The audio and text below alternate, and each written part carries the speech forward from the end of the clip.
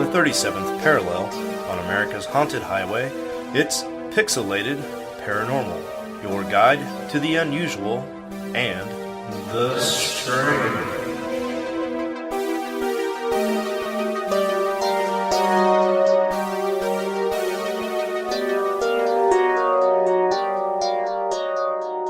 Welcome, everybody, to Pixelated Paranormal Season 2, Episode 2. I'm going to start things off with a little bit of somber news. Unfortunately, Rob will not be joining us this evening. It was discovered around 5:30 this evening. He was involved in a Furby smuggling ring from Belize up to Ontario, Canada. So currently he is detained and being interrogated by the Canadian Police Department. To make things worse, during his grief-stricken state, Preston actually sneezed, coughed, and farted at the same time, thus filling his body with a huge amount of hot air, and he slowly began to rise up into the sky. Thankfully, his neighbor was there. He tied a garden hose around Preston's ankle.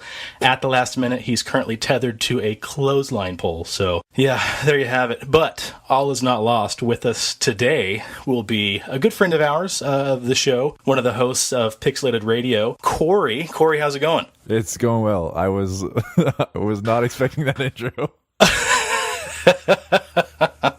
Yeah, so Cory, Preston, and Rob are both okay. They're just not going to be here with us tonight. So it's just you and me, buddy. Yeah, I'm excited for it. I'm kind of nervous, man, because I don't dwell in the supernatural or whatever at all. So this is kind of a different realm for me. Yeah, well, I mean, we're either going to pop your cherry or make you never want to come back. Either.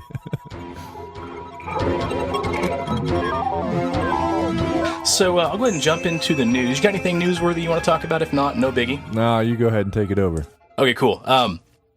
Recently, it appears there is a new mysterious object floating through our solar system. Scientists have found a mysterious object orbiting just beyond Neptune, and apparently it's breaking all the rules and shaking things up a bit.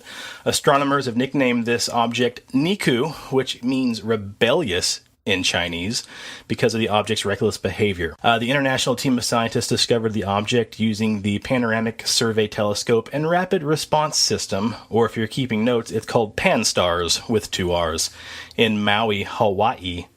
The study announced that their discovery hasn't been peer-reviewed yet, so the findings should be considered preliminary. But basically, this one guy says he hopes that everybody has buckled their seatbelts because the outer solar system just got a little bit weirder. Michelle Bannister, an astronomer at Queen's University in Belfast, tweeted that on Monday. So it says that it's orbiting kind of in a weird nature. The object is about, what did it say, 160,000 times fainter than Neptune, suggesting that it's going to be about 120 miles in diameter. It makes a icy celestial body and a minor planet, which means that it's smaller than a planet, but not quite a comet. Here's where things get kind of weird. It says that Niku orbits the solar system at a bizarre angle. The plane is tilted at 110 degrees to the flat plane of the solar system. So the flat plane, a disk, which planets move around the sun, is the defining quality of a planetary system. Niku, however, already moves above the plane, traveling a little further upward every day. So it's unlike any other law-abiding object in the solar system, and Niku travels against the flow of the bulk of the solar system as well, taking a wild backward swing around the sun. What do you think about that? So it doesn't follow properties of current planets we know. That's what you're saying, right? Yes, in a nutshell. Okay. So does this mean that it could be some non-physical item, like a not made of Earth or whatever? They're not really saying yes or no yet. One guy says it suggests that there's more going on in the solar system that we're not fully aware of. It says that scientists have noticed that Rebel Niku seems to be hanging around a gang of other strangely aligned objects. At first glance, the scientists thought that it was maybe Planet 9, the hypothetical planet that would be about as much, maybe 10 times as massive as Earth, and it might be pulling on other objects, basically maybe making a new orbit. So is this something we could then plan to be in our solar system, or like as a planet in our solar system, or is it too far out? It says that the rebellious object would be out of Planet 9's reach, too free living to succumb to the undiscovered planet's gravitational attraction. So I don't know a lot about Planet 9. That's something we could probably delve into more later. Planet 9's been this kind of phantom planet that may be there or it might not be there, and we think it's there, and if it's there, can we live on it? So, really, I didn't answer your question at all. Yeah. Well, that's the problem about something so far out. It's hard to get tangible evidence on anything. Right, exactly. Last quote here says, as they say in paper, what they have right now is a hint. If this hint develops into a complete story, that would be fantastic. So I guess we're going to be watching for that in the news. It's kind of... Did you ever see Interstellar, the movie Interstellar? No, I was actually planning on watching that sometime this week. Well, that negates my next comment, so we'll basically just say that after you see that movie, if people haven't seen it, it's, number one, a pretty awesome movie, and number two, it kind of opens up the idea of space travel and the quest that we're having to try to find new inhabitable planets, similar to Earth, or maybe Planet 9. And it's also going to give some ideas of how we could potentially travel there, and not just space travel, but maybe interdimensional. That's not really going to be a spoiler, but something to put on the back burner after you watch that movie. So, yeah, it's kind of cool, man. Space is a big place, and it seems like every day we're finding out more and more about it, which has been pretty exciting, I think. I agree. NASA is one of the least funded programs from my understanding, and it needs to be a lot more funded. Yeah. So we can figure this stuff out. And I think it will be pretty quick. I mean, I'm not saying like by tomorrow we got to get off this rock, but I think that evidence is getting bigger and bigger that it might not be a bad idea. I know there was a mention of a reality TV show a while back about Mars, and basically they interviewed and tested, thousands of people, and they were going to pick a small group of like four to eight, I think, contestants around the world, and it was going to be a reality show where they basically launched them to Mars and they try to inhabit a space station, and then the cameras just kind of follow them around. And it's pretty interesting because some cultures are viewing this as like an unforgivable sin. Basically, people are committing suicide because the people in charge of the TV show haven't planned a way to get back. So they're not guaranteed safe travel home, just safe travel to Mars. I don't know if I'd want to watch that. That sounds amazing and terrifying at the same time. It could be like 5 minutes of that scene on Total Recall where Arnie's face just explodes, which could make for some really good or bad TV. I was going to talk about the strange case of Elisa Lam and the Cecil Hotel, and you said you hadn't heard this before then. No, you mentioned to me earlier today about it, and I didn't recall. So maybe once you actually start telling the story, it'll ring a bell. But what you said earlier didn't chime anything specific. Well, I think the best way to jump into it really is to talk a little bit about the Cecil Hotel. And if it's pronounced Cecil, I'm going to apologize for that, but henceforth for the rest of the show, we're going to call it the Cecil. So the Cecil Hotel was built in LA in the early 20s.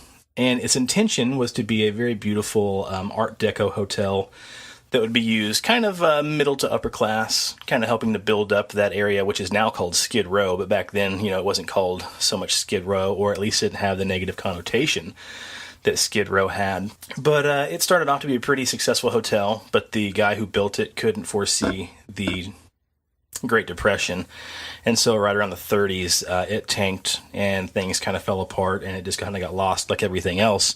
Fast forwarding to the 30s, 40s, 50s, and 60s, since it was so run down at that point and Skid Row had started to become what it is, it was basically a mecca, a big magnet for like transients and hobos and unmentionables. Its most notable features is probably going to be the Night Stalker. Have you heard of Richard Ramirez?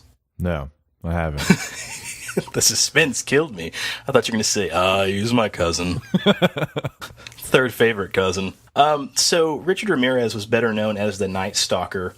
He was a very prolific serial killer in the, I think, mid-80s, 1985, right around there. He actually got, I think, 13 murders is what he was accused of and found guilty of. A lot of them were women. And then there's another serial killer named Jack Unterweger. Are you sure you're saying that right?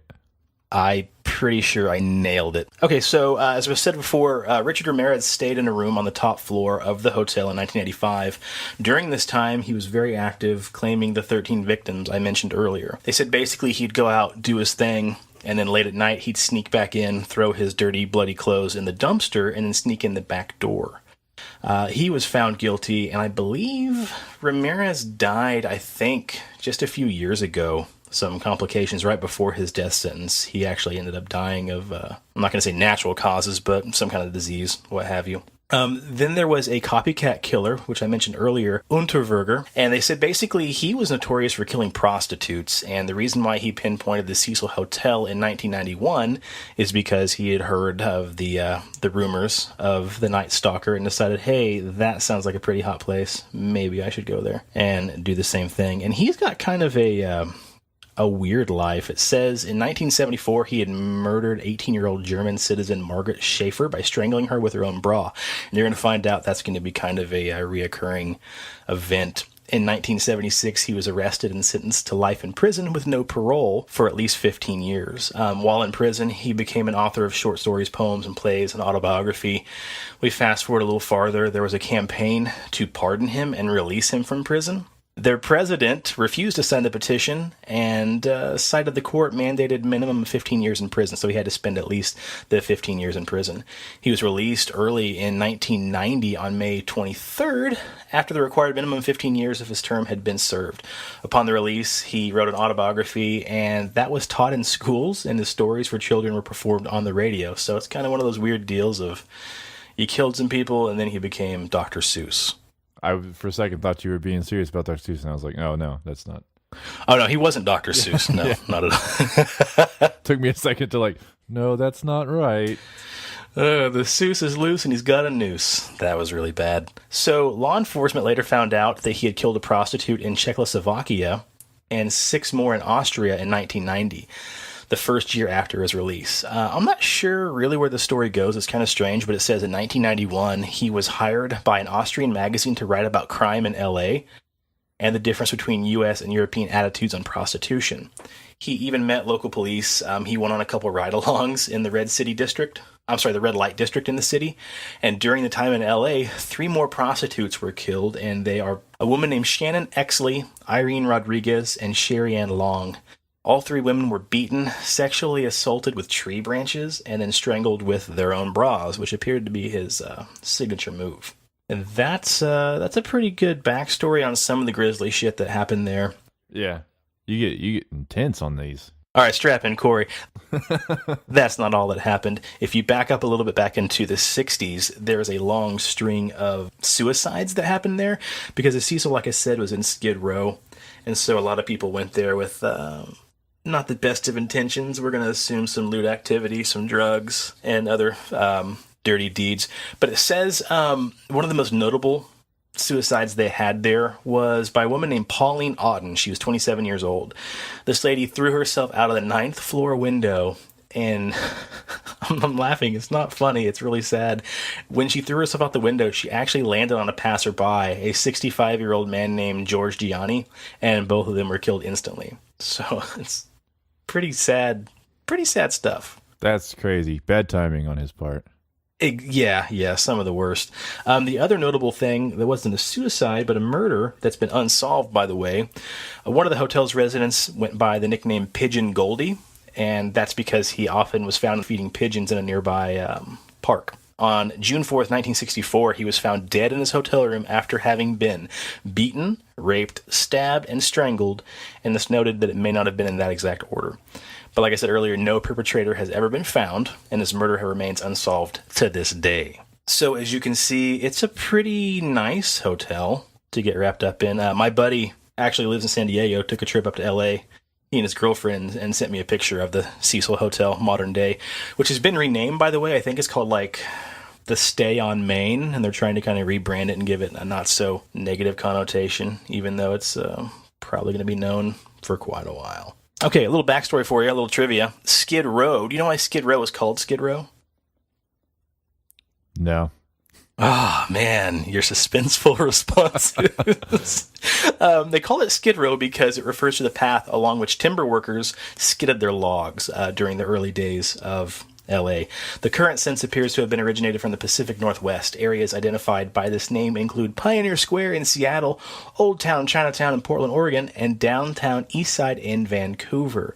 So basically, the urban areas were considered skid rows, often featured cheap taverns, dilapidated buildings, and drug dens, as well as other features of urban blight. Used figuratively, it also indicates the state of a poor person's life. They were said to send people down the old Skid Row whenever they got fired as a logger. Just holler out, yep, he was fired and sent down the old Skid Row. So there's a little bit of trivia for you. Okay, so with that little bit of trivia, we're going to jump back in our time machine and go forward to the year 2013 in January, and we'll start the strange case of Elisa Lam. So Elisa Lam was a 21-year-old Canadian college student who is currently, at that time, attending the University of British Columbia in Vancouver.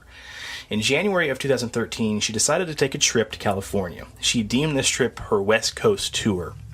She planned to arrive in San Diego and then travel up through LA, Santa Cruz, and finally ending up in San Francisco. Her plan was to document the trip on social media like her Facebook and her Tumblr.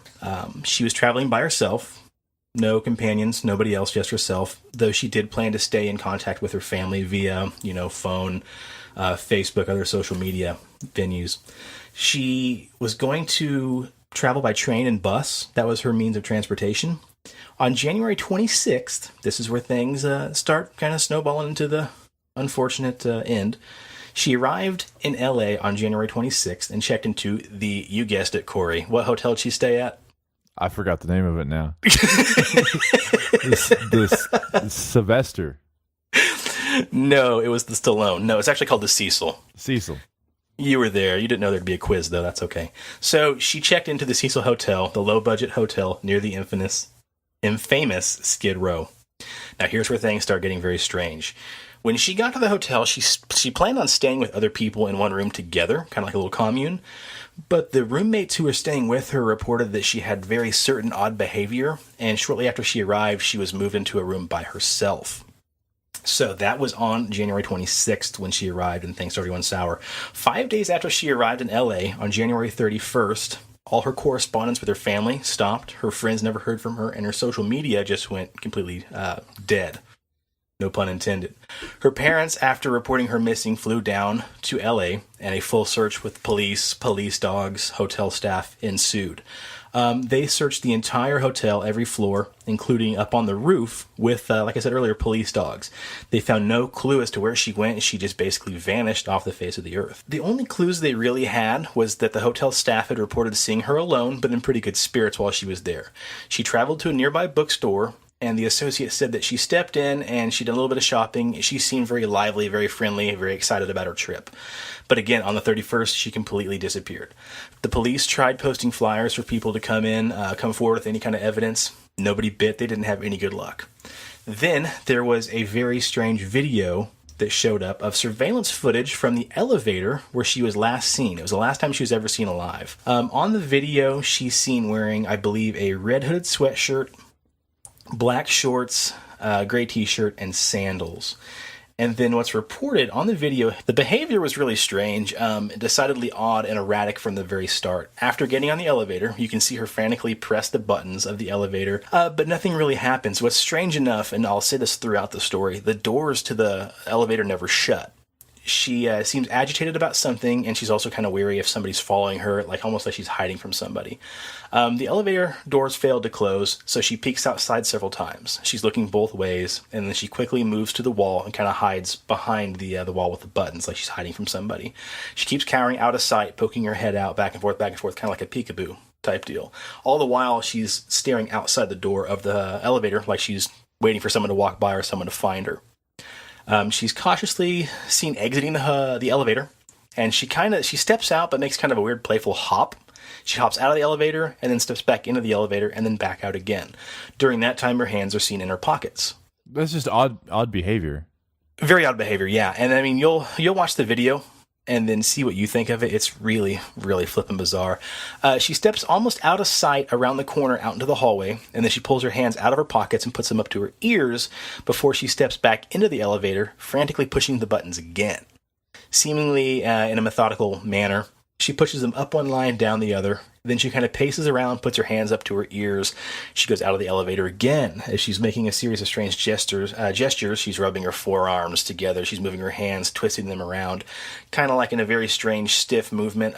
You'll see that when you see the video. She starts wringing her hands together, waving her arms from side to side, fingers outstretched. She almost seems to bow at one moment and kind of rock back and forth.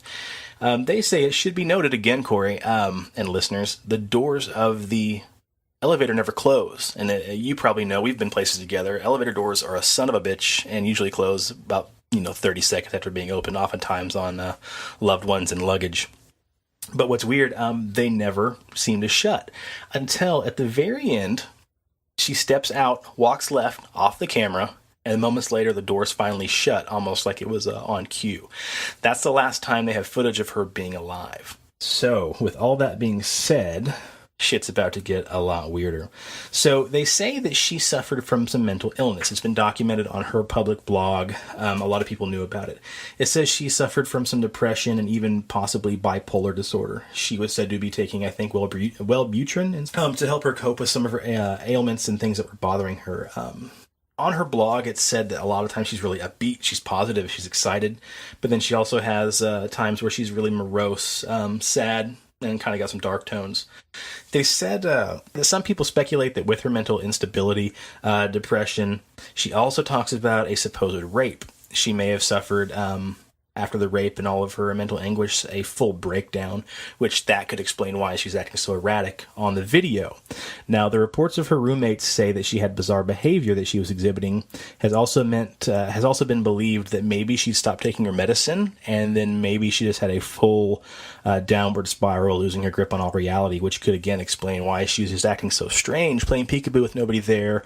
Maybe she was paranoid that somebody was following her. But then other people have theories that maybe she was being chased by somebody, some unknown assailant, or maybe a ghost, the ghost of Ramirez, or one of the victims.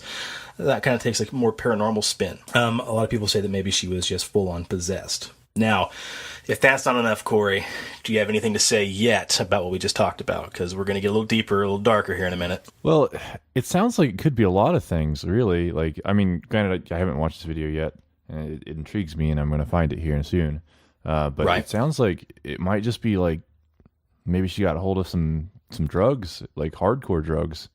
Right, and that was something they mentioned too, that maybe she just got on some ecstasy or acid or something, and she's just having kind of a wicked trip by herself. Yeah, I mean, I've seen people on stuff, and some of the behaviors that you're describing could definitely be, as you said, acid or some hallucinogens. Yeah, it's a pretty wicked scenario.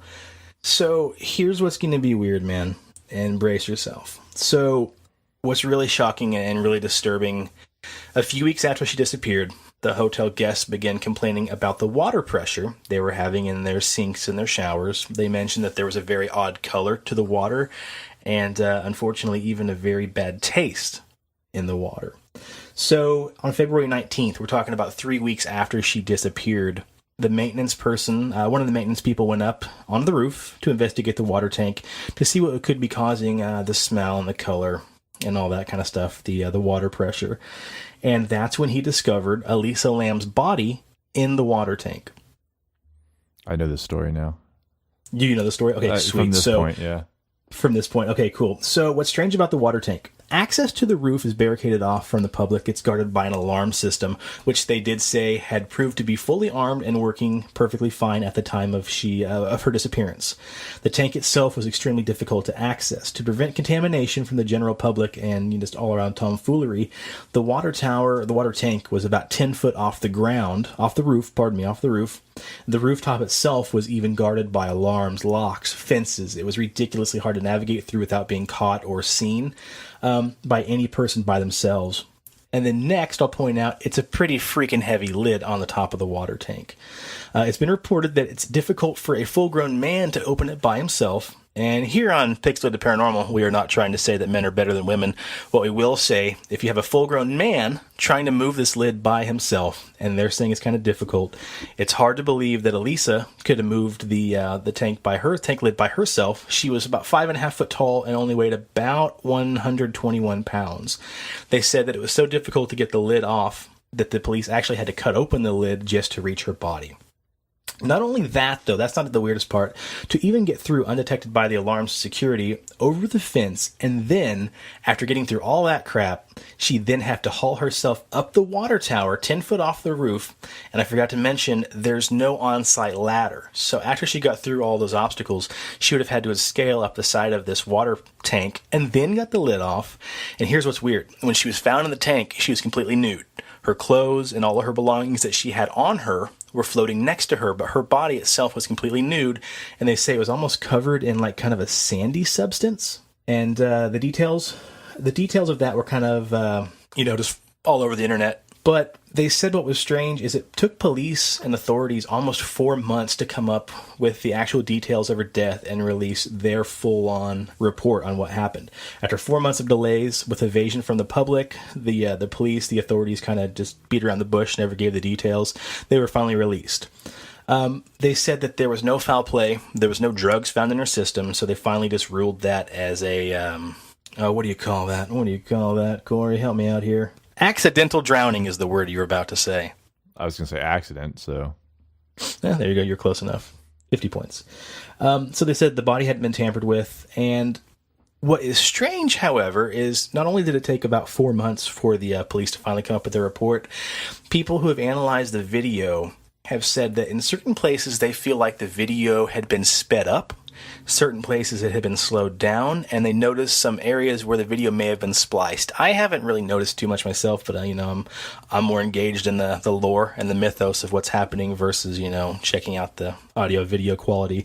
But they're saying there is some proof by amateur sleuths that it may even be missing about a minute of the actual footage. Could have been cut from the video. So the update that I read about here recently, which made me kind of want to jump back into this and talk about this, is police have come forward who did part of the investigations of the case, and they said there was one more bit of video evidence they came across that came forward, and that was video of Elisa walking into the hotel with two mysterious men, they say, which adds to the creepiness factor. On the video, she walks in with the two men, and they are shown handing her a box. They then turn around and walk away, and then she walks over to the elevator, unconnected to the other video I told you about, but she gets in the elevator, and the men are never seen again. So again, some very, very strange shit going on. Well, that's where she got all her drugs from. Right, see, and it could have been that. It could have certainly been that. Some people think that if you look close enough to the video, you can see a ghost. I don't think I'm going to buy that very much, but of course, with the murders and the suicides and everything else, it kind of adds to that mysterious, maybe a ghost possessed her. Well, what if the ghost is just unrelated? Yeah, see, exactly. A ghost flying by because there's been so many murders and stuff that happen in this building, and it's like, oh, hey, you. Don't be too crazy. I'll see you later. You calm it down there a little bit. Okay, so after I was reading more about this yesterday, I found some more interesting, one more interesting theory. Have you ever heard of the Korean game called the Elevator Game? Not that I can recall. Okay, a lot of people call it like the Elevator Game or the Elevator Mystery. I found the instructions on how to play this, and it's going to directly reflect what she was doing in the elevator by just pushing what people say is a very calculated order of the numbers. So to play the Korean elevator game or elevator ritual, I'm going to read this for you, so it may be a little bit, I didn't write it, or else it'd be perfect grammar, right? It says, the game is from Korea. By performing the ritual, the elevator game, you are supposed to get an access to a different world, not of this earth. According to people that have successfully completed the game, it looks the same as the town or building you're in, except all the lights are off. You are all by yourself, and all you see is a red cross in the distance. There are no other living things except for you yourself. Some people say that have been there, electronics like phones and cameras don't work, while some say they do. Also, some say that getting back into the real world after you've gone to this mysterious place is harder for some reason. You get disorientated as you try to walk back towards your elevator, but the elevator seems to get further and further and further and further and further away, and you just can't find your way back. But, they say that, but obviously they must have gotten back to tell the story, so I'm calling a little bit of bull hockey on that. But, Cory, you're probably thinking, boy, howdy, Shawn, how do I do the elevator game the next time we go out of town or something? Well, first of all... Yeah, we're totally doing it. Well, we're not doing it at all because, Cory, rule number one, you had to be by yourself. Oh. Well, I'll do it. I'll let you know how it goes. That's the way, poppycock. That's the way any good ritual starts. You got to be by yourself. That way there's no proof that it didn't happen. You got to find a building that's 10 stories or taller. So here's what you do. You find your building, it's 10 stories or taller. You're by yourself. You find an elevator. Go on the elevator on the first floor. Now, go inside. Press 4. When you reach the 4th floor, don't get out, but instead press 2. When you hit the 2nd floor, don't get out. Press 6. When you hit the 6th floor, press 2. When you get back to the 2nd, press 10. When you get to the 10th, press 5. When you reach the 5th floor, Cory, a girl will come in. That girl is not human. Don't look at her. Don't talk to her. Not even out of the corner of your eye, Cory. Stare straight ahead. If you do, she might take you away. Sorry, if you look at her, she might take you away. Whew. I almost set you up for failure. Press 1 on the elevator instead. The elevator won't go back to 1. It should go to the 10th floor. And if it does that, Cory, you, my friend, have succeeded. You will reach another world where there's no longer anybody except for you. If you get off the 10th floor, the girl will ask, "Where are you going?" But don't answer her. Once you get off, you'll notice you're all by yourself, the lights are off, and all you can see in the distance is a big red cross. Cory, if you turn around, you may never get back, because like I said earlier, that door gets farther and farther away. Now, if you want to return, and you can find your way back, you have to use the same elevator to get back to the real world. You have to do the 4, 2, 6, 2, 10, 5 combo one more time. After you reach the 5th floor, press 1. As you're going back up to the 10th floor, just press any other number to cancel it, because that doesn't really matter at this point. After you reach the 1st floor, check your surroundings. If it looks like your regular world, Cory, you're probably safe again. But if you faint during this process, you may wake up to find yourself in your own house, but there's a pretty good chance the girl may open up your front door and drag you back to that unforgiving, cold, cold world. That's a fun little story. It just sounds exhausting, though. I mean, not really. You're just standing in an elevator. Yeah, that's true. You're not exerting much force, I guess. It's not like you're walking up and down the floors. Wouldn't that be a shitty game? The Korean stare game? Then you trip and fall down and you ruin the whole freaking thing. So that's what they're saying. The latest theory that I saw is that she may have been playing the elevator game, which explains why she kept like ducking in and out and in and out. Because if you would assume that maybe this Korean, that just sounds rude. Let's not call it the Korean elevator game. We'll call it the elevator game. To play the elevator game, maybe you enter some kind of altered state. And so she's being chased by a ghost, or maybe that girl. I'm picturing the Grudge girl, maybe, or the Ring girl. But maybe she's being chased by that ghost, but we can't see it, although we can see her body. Maybe she's in between dimensions or whatever. And then it makes you think, too, if she was this is going to sound kind of sad. If she was playing the elevator game, and then she did step off on what she thought was number 10, and then she walked around the corner, what if it was just a portal that just dropped her right into the water tank? That's super sad. That's super duper sad, so... Well, okay.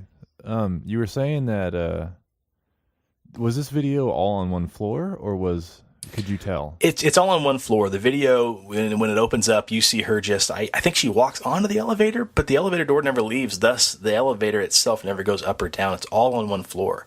So, I mean, she's pounding the buttons, she's pushing close and hold and everything else, yet the door stays open the entire time. And like I said, and like you'll see when you watch it, she does leave. She gets off the elevator and walks kind of halfway around the corner to where you can just barely see her, and the doors never close. But then, she finally gets off that last time, and then the doors just shut just like they're supposed to. Well, maybe on the elevator game, as soon as you start the process, you just stand in this suspended animation or something to our perception of it. Yeah. So it just appears like she's standing and just pressing buttons on one floor, whereas she's actually going through all the motions. That's true. Some kind of like augmented reality type thing where we just see her standing there. Yeah, possibly. See, I think we're cracking the case, Cory. I think we're cracking the case. I'm really good at spitballing ideas. Spit vinyl. I like that. Okay, so let me throw one more wrench into this gear. The last note that I saw, and I don't know if you remember this, I remember back right around February 2013-ish, they were talking about this new strain of tuberculosis that supposedly was impervious to any kind of medicine.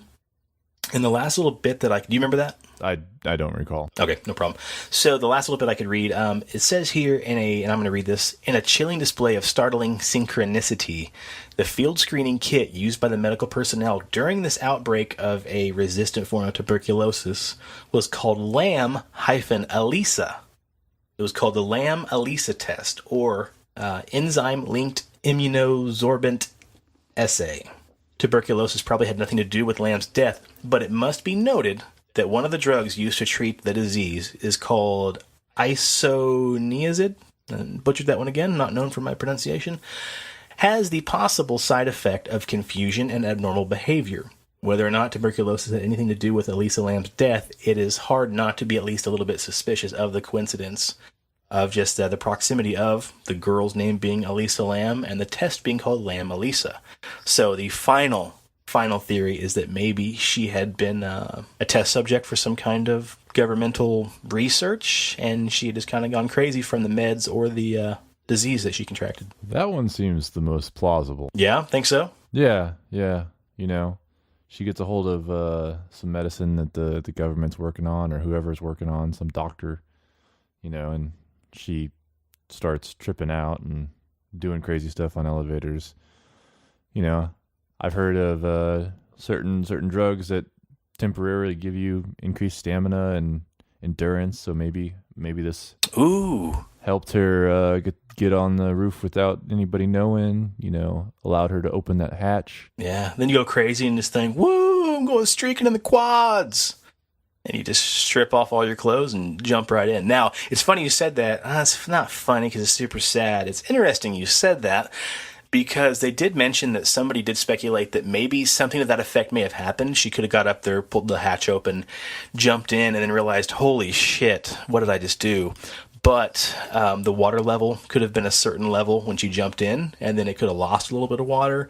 And with it losing water, she wouldn't have had the ability to float up or tread water and push the lid back open, thus causing her to drown, maybe. I could see that, yeah. Very, very possible. So, sweet. We're going to segue right over to what you want to talk about, Cory, with sensory deprivation. Yeah, so I don't do a lot of research in this, as I've said before, but I came across this story, and I think story is probably the best word for it, because I've tried to do some research on it and figure out any hard facts. The only hard fact that I can find anywhere is a date, which is 1983. It's an experiment. We'll say it's I'm sure if you Google 1983 sensory deprivation God experiment, you should be able to find it. It's a story I came across 2 or 3 years ago. I was laying in bed super late, like 2:00 in the morning, and it just caught my attention. I started reading it, and it creeped me out. Just the story. The story is kind of creepy. So it you know, that first initial read, I read it, and I was up for another 2 hours, being like, man, this is messed up. This is messed up. I can't go to bed now. So it's the last real thing that kind of spooked me. In you know, the next couple of days, I went on and like, okay, well, this doesn't really make sense because there's no hard facts on it. And then I started like thinking, oh, it's probably fake. But I like the story, so maybe if anybody can, you know, lighten some information on it. So I'll go ahead. I'm not going to read the story because it's pretty lengthy, but I'm going to try and condense it and pull some phrases from what I'm reading here. But in 1983, there's this team of scientists who wanted to do this experiment to cut all senses from a human being, because they thought that the senses blocked your ability to communicate and perceive God. So they found a test subject who claimed he claimed he had nothing to live for. So he was the only volunteer that would volunteer for it. So in a complex operation, they severed all the nerves from his brain, although somehow allowed him to remain fully functioning as far as like movement, so he could like move his arms and legs and everything, talk and whatnot, but he couldn't hear, taste, smell, or feel or see. So he had all his senses blocked. So essentially he was, you know, walking around in his own thought. So that's all he could do. He couldn't really communicate. So the scientists, they monitored him for a couple days. He could talk in slurred sentences and everything. He couldn't hear anything. But after a few more days after that, he started to claim that he could hear voices. He couldn't really make them out yet, but he had voices in his head, and the scientists assumed it was psychosis or some sort of mental thing going on. Right. Even a couple more days later, he cried out that he could hear his dead wife speaking to him, and he could communicate back through thought. So the scientists were more intrigued, but they were not convinced yet, until he started revealing dead relatives of the scientists. So he started naming them off. So they obviously were getting more and more interested, but at that point, also some of the scientists supposedly left the study because they were getting too freaked out. Yeah, oh yeah. Hell, I would have ran. So after weeks of conversing with the dead, he started to become distressed, saying that like all the voices were overwhelming. Apparently, he was starting to get hundreds and thousands of people trying to talk to him and communicate with him. I guess maybe because he's the only way to do this. So he was trying to throw himself against walls and trying to inflict pain or do something so he could get some sort of physical reaction because he couldn't feel anything. Eventually, they sedated him, put him to sleep for a little while, and this worked for a few days until he started experiencing night terrors and convulsing and a bunch of stuff, and he would start hearing stuff in the dreams. Another day later, he began to scream and claw at his non-functioning eyes. Yeah, it's gross. Hoping to sense something from the physical world. They eventually had to completely restrain him. Supposedly at some point he heard somebody speaking from hell, saying he yelled, "No heaven, no forgiveness" for 5 straight hours and continuously begged to be killed. But the scientists were so convinced that they were close to establishing a relationship with God. Wow. Yeah. After another day, they couldn't get any coherent sentences from him. Seemingly mad, he started biting off chunks of his arm. And, this is where they restrained him. Sorry, I said that they restrained him a little early. But yeah, they restrained him so he couldn't kill himself and do any more damage to him.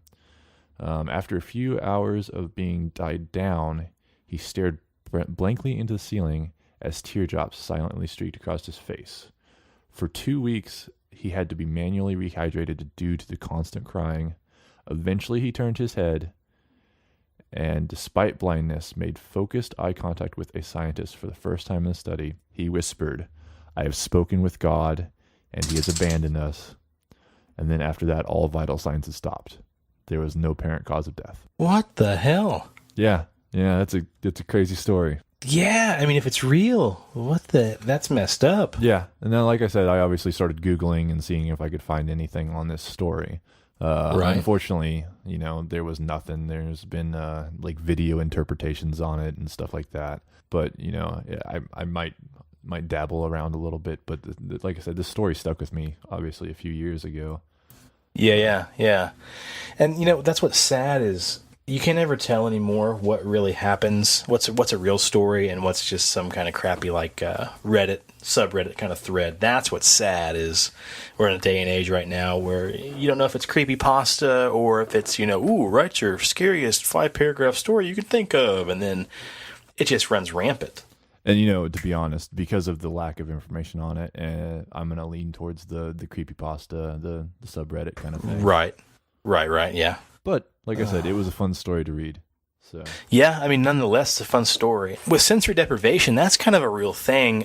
We've got a place here in Wichita called Tank House Float, and I actually been wanting to do one of those for a long time since I heard about sensory deprivation on Mysterious Universe. Have you ever done it yourself or looked into it at all? No, you actually told me about your experience with it, which I was hoping we could go over in relation to it. Yeah. So, I mean, you say I told you before. I'm going to touch on it again, so forgive me if it's redundant.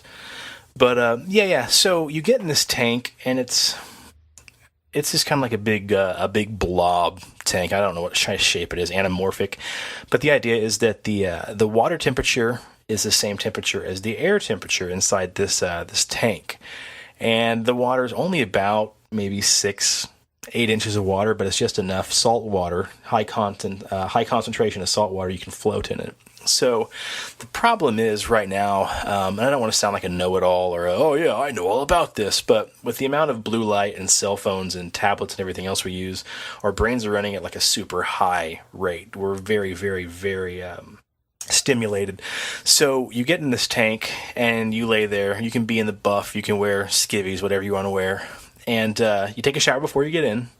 You get in the water and you just float. And it takes a while to kind of let go because you feel like, crap, my head's going to fall back. I'm going to drown, or you're going to get salt water in your eye. And if you get salt water in your eye, it happened to me and it's a son of a gun. But let's ignore that. I probably floated. I was in there for like an hour and a half, maybe a little bit longer. You can have a light on or a light off. I chose to do light off. I want to try to get the entire shebang. You can put some earplugs in so you can kind of drown out the outside noise. And you lay there and you are completely alone except for, you're trapped in there with yourself.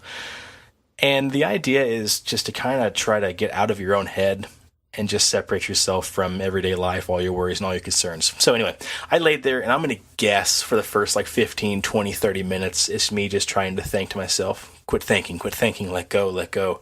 Nothing's happening. Crap, waste of time, total waste of time. And I don't remember the exact order of things. I think I do, but I remember like laying there for the first, like I said, 30, 40 minutes. And I finally start to feel myself not quite fall asleep, but not be fully awake, just kind of detached. And then you start to have like audio hallucinations, so you start to hear things. And of course, you get what they call meditation lights, which are kind of, the way I describe it is the old Apple screensaver of like a little bouncing laser blob that kind of bounces all around and twists and twirls, like kind of like a nebula. And I laid there and I started seeing some bright flashes of lights and dashes and streaks. And then the weirdest thing I heard, and it wasn't my niece's voice, but I heard a girl's voice clearly, and she just says, "Uncle, uncle, uncle," and it kind of like just trails off into the nothingness. And my first thought was, I go, huh? Like audibly, I say, huh? And I'm like, crap, because then I snapped out of it. The lights go away, and I'm back in a tank of water, just kind of floating there. So I was thankfully able to kind of get right back to that area. The lights show up again. And then I started seeing this weird, like, the only way to describe it's like a worm, like a segmented worm made out of like balls of light. And it pokes its head up, and it looks at me, and I remember I go, because it scared me, and I thought it was just funny and stupid. I'm like, shit, now I'm in my own head. I'm thinking about this. I'm like, okay, now you're going to go over here, and it kind of went to the right. Now you're going to go over here, go to the left. And then soon enough, I couldn't control this little worm anymore. And like 2 or 3 more pop up, and they're almost kind of like little eels or something, like poking their head up out of the sand and then popping back down. And then I remember thinking like, hey, wait, don't go away, because they all disappeared for a second. And one pokes its head up. And I'm like, what are you? And it disappears. Then it pops back up, and I say, wait, don't go, what are you? And now I'm kind of gone, like I'm in La La Land. And it wouldn't respond to me until I started saying, why are you? And I remember thinking like, where am I? What is this? What am I doing? Why am I here? Why? And for some reason I say in my head, why are you? And then this thing pops up and it starts whirling and swirling and making all this light and all this kind of stuff. And I'm like, where the hell am I? And what the hell's going on? Then again, there's blackness. And then out of nowhere, it's like I'm rocketed forward and like, have you seen 2001 Space Odyssey? Yeah. Okay, so I go into like this hyperdrive, and these colors, like Star Trek, are flying past me, stars and the cosmos and everything else. And then I stop, and there's nothingness, and it's black. And then I remember I saw something in my peripheral, so I turned my head. So imagine you're laying on your back, and you just tilt your right ear down to your right shoulder. I remember for some reason I went into that movement. And that movement, for some reason, I felt like I didn't stop. I felt like I kept kind of like turning. And then I started swirling into myself and became like a whirlwind or like a whirlpool. And then I had this weird thing happen where I just remember thinking like, this is where it all ends and this is where it all begins. And you are nothingness and you everything and you are nothing at the same time. And then I hear like wind chimes, like high-pitched wind chimes, and then I hear like those low-pitched, like huge, like 2-inch diameter pipes banging against each other. And then it's funny because I'm thinking like in my head, like, I don't know what's going on. I think I'm losing it. I think I'm losing my mind, but this is really neat and I don't want it to end. And this is the where it's so super stupid and cliche. I'm like, I'm nothing. The world is nothing. There simply is nothing. And then there's this huge, bright, beautiful blue light. And I if there's a camera in there, you can just imagine it would record me making the biggest, dumbest grin like a village idiot, and I smile real big and I'm thinking, this is it, this is everything. And what it was really is the light came back on in the pod because my time was up.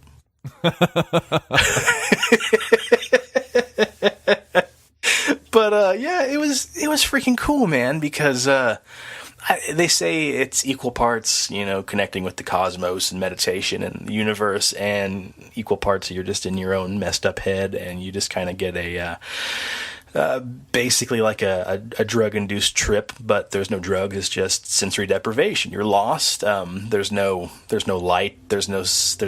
There's no sound. There's smell. It's salt water, so it's kind of, I don't know, icky.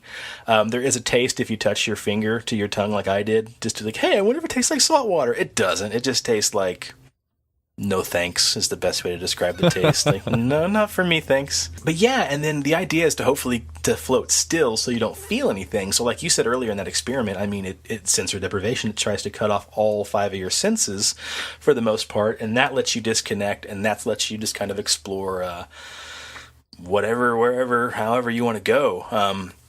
It's something that I've heard you're supposed to do, more and more and more. The more you do it, the more you study, just like meditation. The farther out you can go, or the more you can learn about yourself, or the deeper you can get lost in your own thoughts, or whatever. But yeah, it was pretty cool. That's why your story made me think, like, holy shit, what if that happened to me and I just lost it? I just completely just snapped. And well, the difference is in this instance, you have the ability to just snap back to the realm of reality. Well, I mean, you do, but I'm telling you, like, in the first half hour, I could easily tell, okay, it's been about 5 minutes, 10 minutes. If I had to guess, it's been 20, 30 minutes.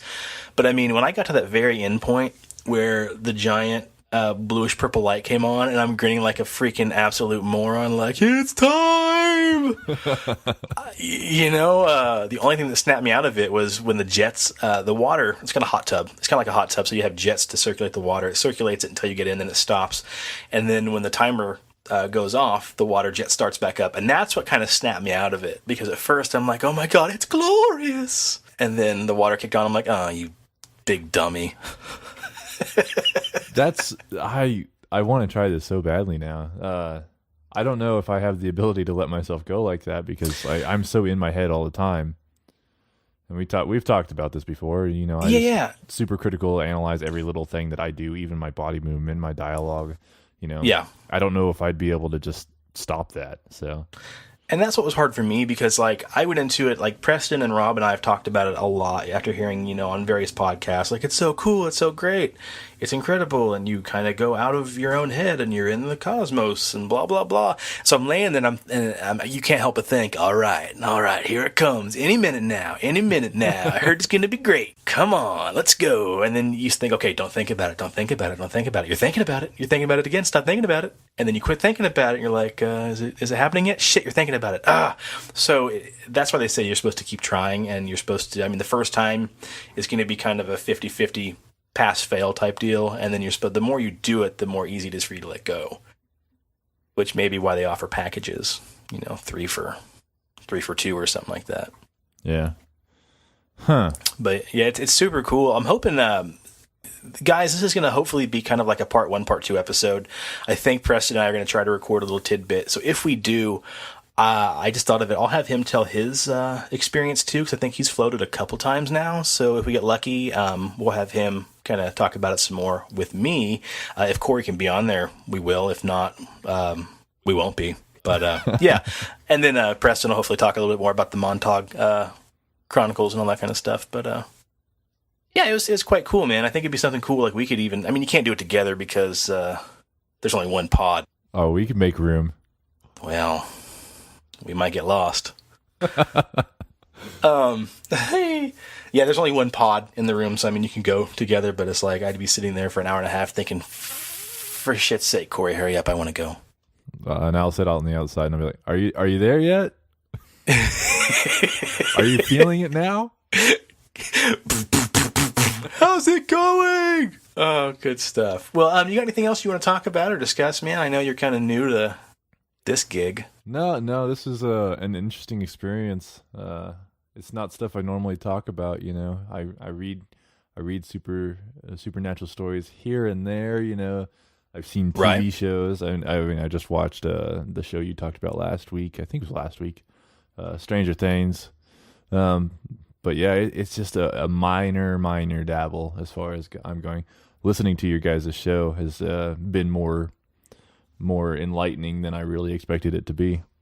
Ooh, I'm going to take that as a compliment. Well, yeah, it's cool. It's been fun, man. Well, normally this is the part of the show where we sign off and kind of give plugs. Do you got anything you want to plug? Any shows or anything cool you've experienced lately? Lately, no. I will say, you know, we got the Pixelated Radio podcast with me, Rob, Mark, and Rich. So we got that every 2 weeks. And yes, we're getting ready to record that in a couple of days, so I'm excited. I'm becoming a regular again. I was gone for a while, so I'm back on it. Nice, man. Yeah. Well, who knows? Maybe you can moonlight between both of our shows. Well, I don't know that I need to be doing 3 because it sounds. I didn't realize that. I don't know what we're calling it yet, but our D&D group. Yeah, apparently we're recording that and turning that into a podcast. So. Yeah, and is that going to be like a regular thing where like we do it episodically or like once a month or what? I'd be down for whatever. I was told every other Wednesday is when we're going to play. Nice. I don't know. Cool. I don't know the concrete. I suppose Rob would be the one to ask on that. So Right. Cool. Well, we could just have you come back whenever. If I ever come up with good stories and stuff, I'll maybe be like, hey, I've got this one I can tell. Guys, can I play? Hey, guys. You know what we should do? We don't usually plug like books and comics and stuff like that, but number one, if anybody likes to read comic books and wants something outside the realm of like Marvel and DC, Cory, you got me hooked on Saga, and that's been a phenomenal series so far. Saga's so good. Saga is so good. I've read what have you given me? The first 3 volumes? Yeah. So maybe the first 18 issues roughly? Yeah, that sounds about right. And I'm not. There's 6 out now, and I've only read up to the 5th, so I haven't picked up the newest one yet. Right. So. Oh, it's so good, man. You got me turned on to Lock and Key, which is easily one of my top at least 10 favorite comic book stories I've ever read so far. And then I'm weird about books and TV shows where I'm like, man, I find something and I sink my teeth into it, like Hannibal or Breaking Bad and Stranger Things, and I'm like, God, that was so good. How do you ever top that? Then I go through the weird like ex-boyfriend girlfriend stage where I'm like, I'm not ready for something new. I'm still trying to get over something that I just read, and I just read Lock and Key, and I'm like, all right, well, there's some pretty big damn shoes to fill. And then like a week, 2 weeks later, you're like, hey, you should read Saga, and I'm like, I don't know about that, Cory. I'm just not ready. I've been hurt too many times. And then I read Saga, and then it's kind of like knocking on your door, scratching my arm, like, hey, man, you got some more of that? You got a little bit more?